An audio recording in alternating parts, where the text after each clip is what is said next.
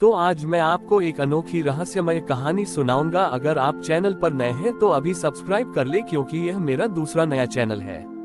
तथा कहानी पूरा देखे, अंत में एक अनोखा रहस्य छुपा है। धन्यवाद। तो सुनिए। बहुत समय पहले की बात है। एक गांव था जिसका नाम था कर्मभूमि। इस गांव के लोग बहुत मेहनती थे और अपनी जीविका के लिए केवल अपनी मेहनत पर भरोसा करते थे। कर्मभूमि के लोग यह मानते थे कि जीवन में सफलता पाने के लिए केवल कर्म करना ही सबसे बड़ा धर्म है। वे देवी देवताओं की पूजा तो करते थे, लेकिन उनका मानना था कि असली पूजा तो कड़ी मेहनत से ही होती है। गांव में एक युवक था जिसका नाम था गौरव। गौरव को अपनी मेहनत पर बहुत घमंड था।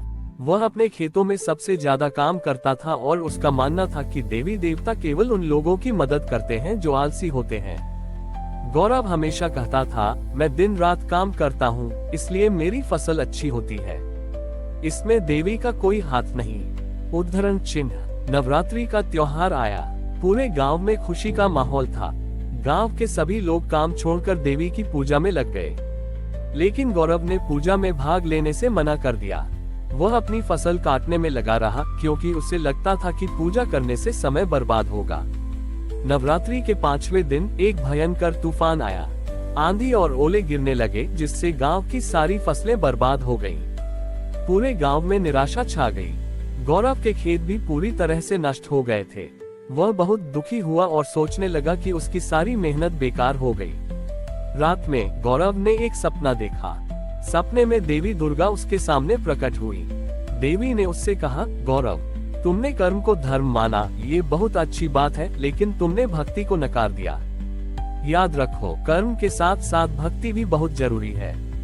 कर्म हमारी मेहनत का फल देता है और भक्ति हमें उस मेहनत को करने की शक्ति और हिम्मत देती है। गौरव की नींद खुल गई। उसे अपनी गलती का एहसास हुआ। उसने समझा कि वह अपनी मेहनत पर घमंड कर रहा था और उसने यह नहीं समझा कि उस मेहनत को करने की शक्ति भी देवी की कृपा से ही मिलती है।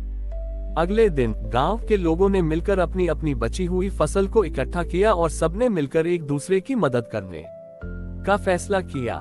गौरव ने भी अपनी हार मानकर उनके साथ काम करना शुरू कर दिया। इस बार वह केवल काम नहीं कर रहा था, बल्कि पूरी श्रद्धा से देवी के भजन भी गा रहा था। जब उन्होंने मिलकर काम किया तो चमत्कार हुआ।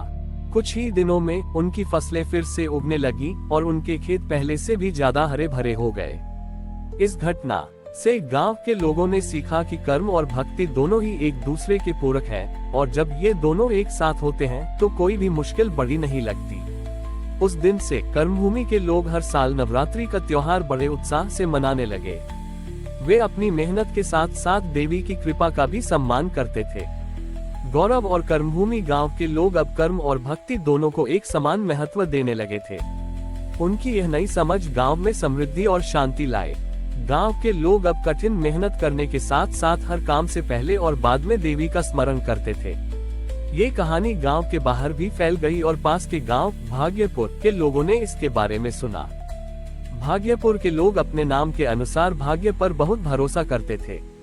उनका मानना था कि अगर भाग्य अच्छा हो तो कोई भी काम आसानी से हो जाता है, और इसीलिए वे मेहनत से ज्यादा पूजा पाठ और अनुष्ठानों पर जोर देते थे। भाग्यपुर के मुखिया सुदर्शन को अपनी पूजा पाठ पर बहुत घमंड था। जब उन्हें कर्मभूमि की कहानी पता चली तो उन्होंने गौरव को चुनौती दी। सुदर्शन ने गौरव से कहा, तुम लोग मेहनत से देवी को प्रसन्न करते हो, लेकिन हम तो पूजा से ही देवी को अपने पास बुला लेते हैं। इस साल देखते हैं कि किसकी फसल बेहतर होती है। गौरव ने विनम्रता से चुनौती स्वीकार कर ली। नवरात्रि का त्योहार नजदीक आ रहा था। एक तरफ कर्मभूमि के लोग अपने खेतों में पूरी लगन से काम कर रहे थे और साथ ही देवी के भजन भी गा रहे थे। दूसरी तरफ भाग्यपुर के लोग अपने खेतों को छोड़कर महंगे पुजारियों को बुलाकर बड़े बड़े अनुष्ठान और हवन करवा रहे थे। वे सोचते थे कि ऐसा करने से देवी उनके खेतों में सीधे चमत्कार कर देंगी। नवरात्रि के पहले 7 दिन मौसम बहुत अच्छा रहा। कर्मभूमि के खेतों में फसलें लहलहा रही थीं। वहीं भाग्यपुर के खेतों में कोई खास बदलाव नहीं आया, क्योंकि किसी ने मेहनत ही नहीं की थी। लेकिन भाग्यपुर के लोग सोचते थे कि नवमी के दिन कोई बड़ा चमत्कार होगा। नवमी के दिन कर्मभूमि में एक हल्की बारिश हुई, जो फसलों के लिए बहुत अच्छी थी। वहीं भाग्यपुर में अचानक तेज आंधी और बारिश शुरू हो गई, जिससे उनके अनुष्ठान और हवन बाधित हो गए। भाग्यपुर के लोगों ने देखा कि उनकी सारी मेहनत और पैसा व्यर्थ चला गया।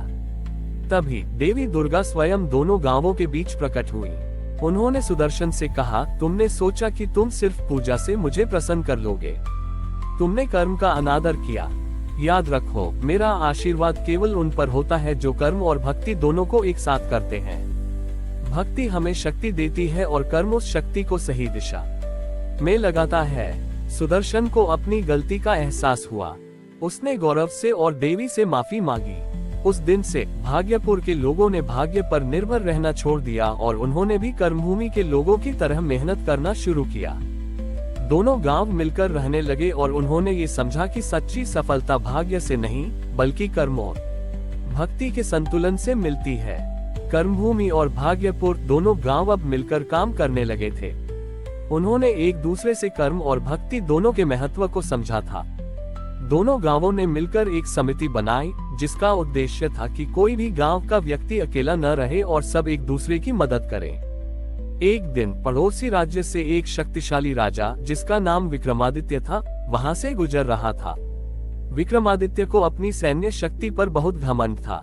जब उसने देखा कि ये दो गांव, जो पहले एक दूसरे के विपरीत थे, अब मिलकर काम कर रहे हैं, तो उसे बहुत आश्चर्य हुआ।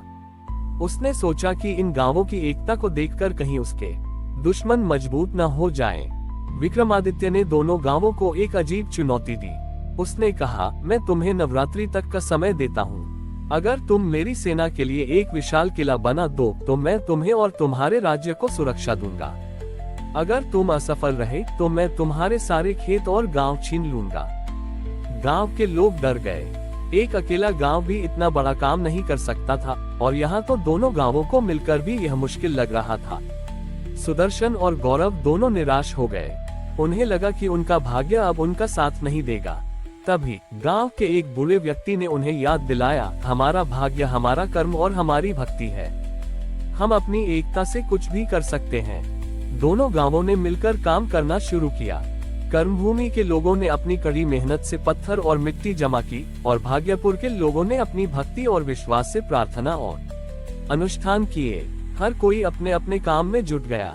बच्चे भी अपने हाथों में मिट्टी के दिले लेकर आए, और महिलाएं भजन गाते हुए काम कर रही थीं। उन्होंने न केवल ईंटों को जोड़ा, बल्कि अपनी एकता और विश्वास को भी जोड़ा। नवमी के दिन राजा विक्रमादित्य अपनी सेना के साथ वापस आया। उसने देखा कि वहां एक विशाल और मजबूत किला खड़ा था, जो उसने सोचा था कि असंभव है। राजा बहुत हैरान हुआ। उसने देखा कि पत्थरों को बहुत ही खूबसूरती से तराशा गया था, और दीवारों पर देवी देवताओं के चित्र बने हुए थे। राजा विक्रमादित्य ने गांव के मुखिया से पूछा, तुमने ये सब कैसे किया? ये तो मेरी सबसे कुशल सेना भी नहीं कर सकती थी।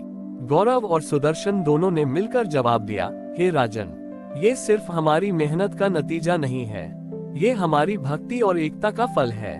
हमने कर्म को भक्ति से जोड़ा, और हमारी एकता ने हमें अजेय बना दिया। राजा विक्रमादित्य को अपनी गलती का एहसास हुआ। उसने समझ लिया कि असली शक्ति सेना में नहीं, बल्कि लोगों की एकता और विश्वास में होती है। उसने अपना घमंड त्याग दिया और दोनों गांवों को अपना मित्र घोषित किया। राजा ने उस किले का नाम एकता दुर्ग रखा। उस दिन से ये कहानी पूरे राज्य में फैल गई कि सच्ची शक्ति न तो सेना में होती है और न ही दौलत में, बल्कि वह लोगों के कर्म, भक्ति और एकता में बसती है। हमारी और भी आध्यात्मिक एवं अनोखी कहानियां देखने के लिए हमारे चैनल पर जाएं तथा धार्मिक एवं पौराणिक अनोखी कहानियां हमारे चैनल पर है। कृपया जाके देखें तथा हमारे चैनल को सब्सक्राइब करके रखें और वीडियो लाइक जरूर करें। धन्यवाद।